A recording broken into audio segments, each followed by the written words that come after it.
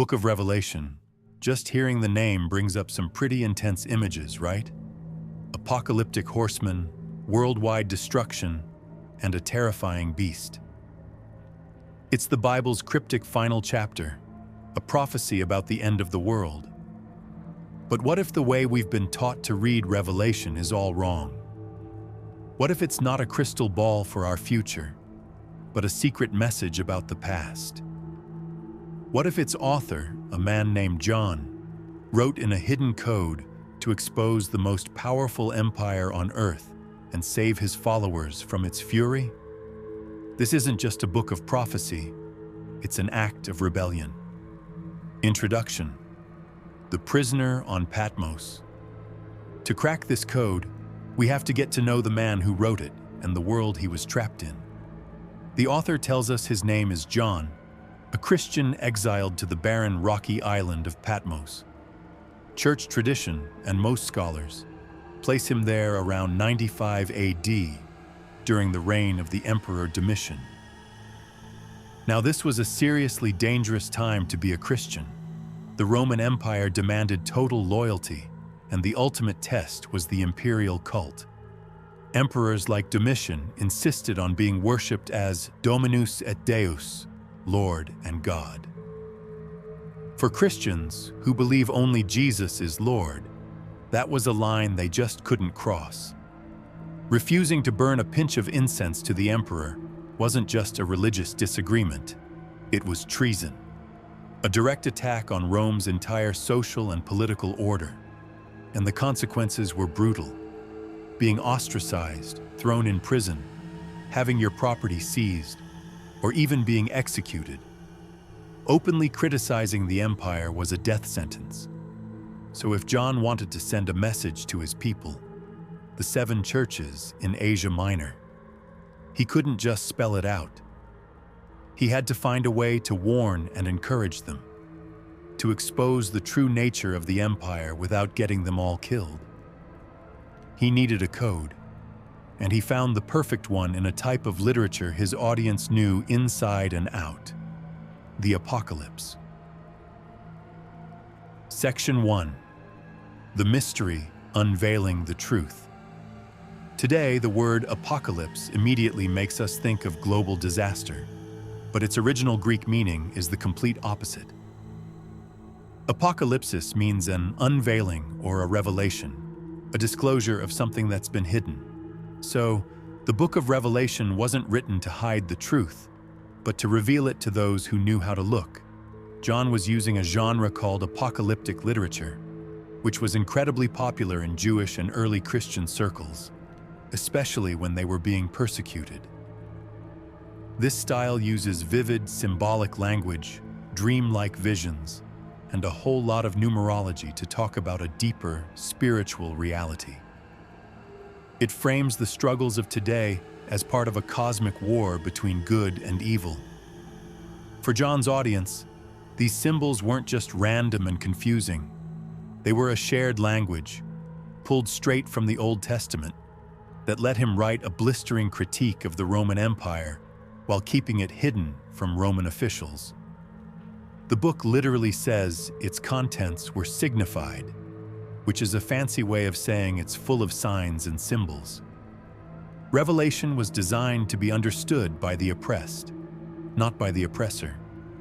It was a survival manual for spiritual resistance, reassuring persecuted Christians that no matter how powerful Rome seemed, God was the one really in charge. Section 2. The Investigation: Decoding the Empire. Once you have the key, the code of Revelation starts to make a shocking amount of sense. All those symbols that seem so bizarre to us become laser-focused references to the Roman Empire. The first, and maybe the biggest clue, is the figure John calls Babylon the Great. In Revelation, Babylon is a rich, arrogant prostitute who is drunk with the blood of God's holy people.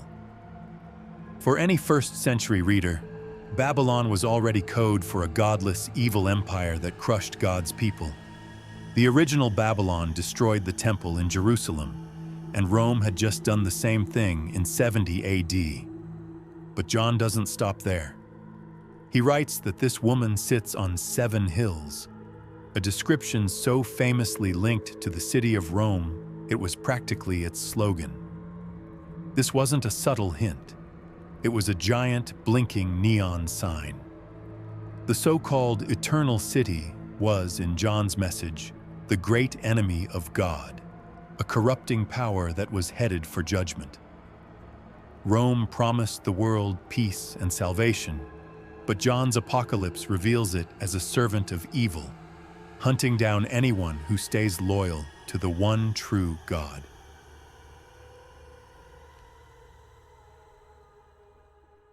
Section 3. The Investigation. The Number of a Man. And now for the most famous symbol in the whole book, the number of the beast, 666. For centuries, this number has fueled wild speculation about who or what the Antichrist is. But John gives us a huge clue. He says, "Let the one who has understanding calculate the number of the beast, for it is the number of a man." He's telling us this isn't some abstract mystical number. It's a riddle.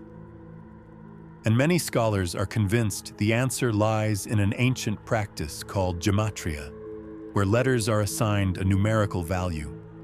Think of it like a secret decoder ring for the ancient world. The leading theory points to one of the most monstrous figures in Roman history, Emperor Nero. Nero was the first emperor to launch a massive, state-sponsored persecution of Christians, scapegoating them for the Great Fire of Rome. To early Christians, he was the embodiment of evil. Here's the brilliant part. If you take the Greek name and title Neron Caesar, or Nero Caesar, and write it out in Hebrew letters, the numerical value of those letters adds up to exactly 666. The code is a perfect fit. And here's the smoking gun. Some very old manuscripts of Revelation have the number as 616, not 666. Well, if you use the Latin spelling of Nero's name instead of the Greek one, the Hebrew gematria adds up to 616. So the beast isn't some future demon. It's a symbol of pure, evil imperial power, perfectly embodied by Emperor Nero. And the mark of the beast? It wasn't a microchip. It was a symbol of allegiance to that corrupt, idolatrous system, probably referring to the emperor's image and seal on coins and official documents.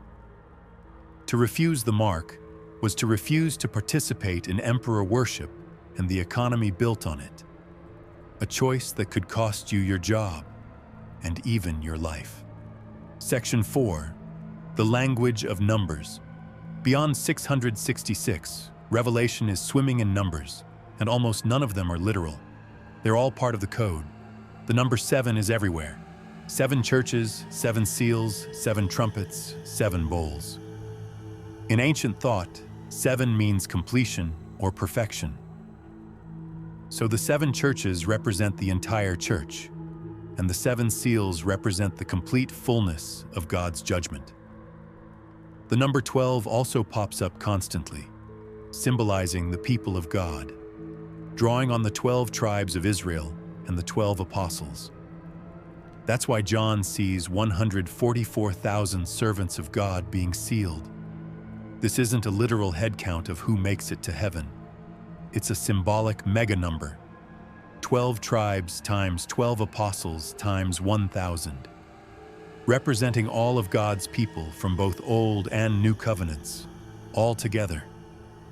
We also see these weird time periods, 42 months, 1,260 days, or a time times and half a time.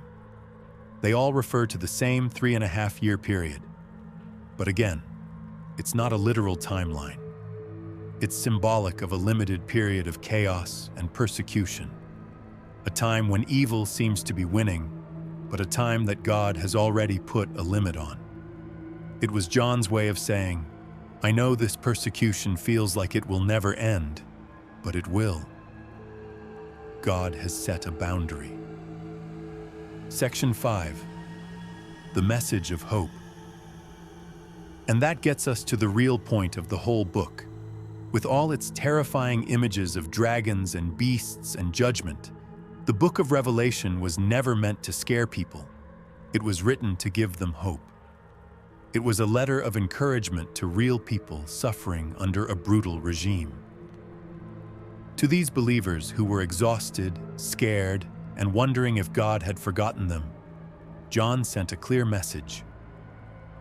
What you see with your eyes is not the whole story.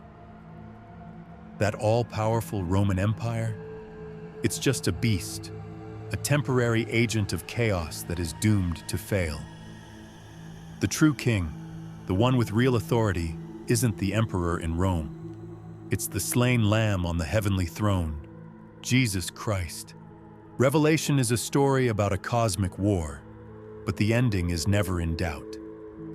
The Lamb already won the most important victory through his death and resurrection. The book promises its readers that no matter how bad the suffering gets, they will be vindicated. God will wipe away every tear, and death and pain will be gone forever.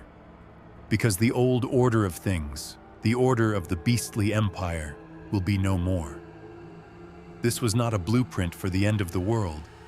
It was a promise that tyranny does not get the final say. It was a call to stand firm, to refuse to compromise, and to hold on to faith, knowing that God's kingdom, not Rome's empire, would be the one to last forever. Conclusion. For centuries, the book of Revelation has been twisted into a source of anxiety about the future. But when we read it like its first audience did, as a coded message of resistance for the persecuted, it completely transforms. It stops being a terrifying prophecy and becomes an incredible testament to the power of hope in the face of oppression. It's a story written by a political prisoner for a persecuted minority, to tell them that their suffering mattered and their faith would outlast the very empire trying to stamp it out. The Code of Revelation wasn't about predicting the end of the world. It was about giving people the strength to endure their own.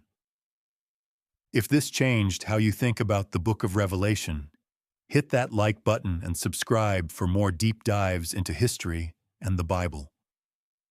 And check out our other video on the historical evidence for the Exodus.